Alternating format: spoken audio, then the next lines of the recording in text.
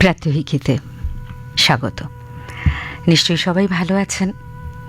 কাল মোটামুটি সারা রাত বৃষ্টি পড়েছে, আর আজকেও যখন ভোরবেলায় আমরা আসছি তখন কিন্তু মাথার ওপর একটু টুপটাপ স্পর্শ পেয়েছি। জানি না সারাটা দিন কেমন হবে, তবে আজ রথযাত্রা, রথের দিনে শুনেছি বৃষ্টি হয়, তাই না? একদমই ভেজার সকাল মনে করিয়ে দিয়েছে ছেলেবেলার স্মৃতি, রথযাত্রার স্মৃতি। আজ এক পুণ্য দিন, রথযাত্রা। আষাঢ় মাসের বলতে গেলে সবচেয়ে বড় উৎসব। আমাদের দেশের বিভিন্ন জায়গায় উৎসাহ উদ্দীপনার সঙ্গে এই দিনটি, এই উৎসবটি উদযাপিত হয়। আমাদের পশ্চিমবঙ্গের বিভিন্ন জায়গাতেও হয়। পুরীর রথযাত্রা সত্যি সে যেন এক মহামিলন ক্ষেত্র। আমরা আমাদের পশ্চিমবঙ্গে দেখেছি রথযাত্রা উপলক্ষে বিভিন্ন মেলার আয়োজন করা হয়, আর রথযাত্রার সময় যাত্রাপালা মঞ্চস্থের একটা রীতি রয়েছে, যেটি আমাদের বাংলার পরম্পরার সঙ্গে জড়িয়ে আছে।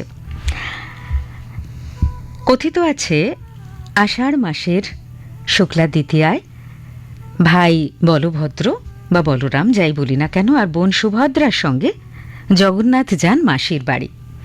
মাসির বাড়ি অর্থাৎ গুন্ডিচার বাড়ি।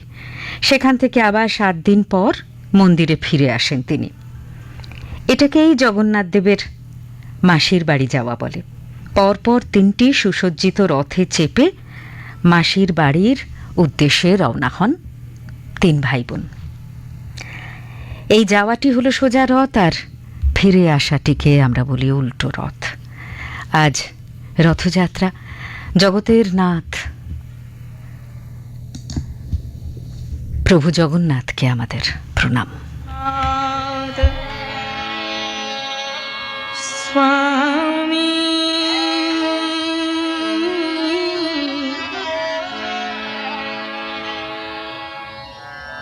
নয়ন পথ গামী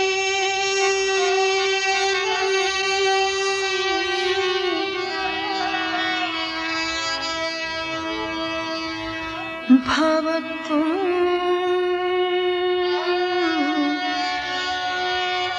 মে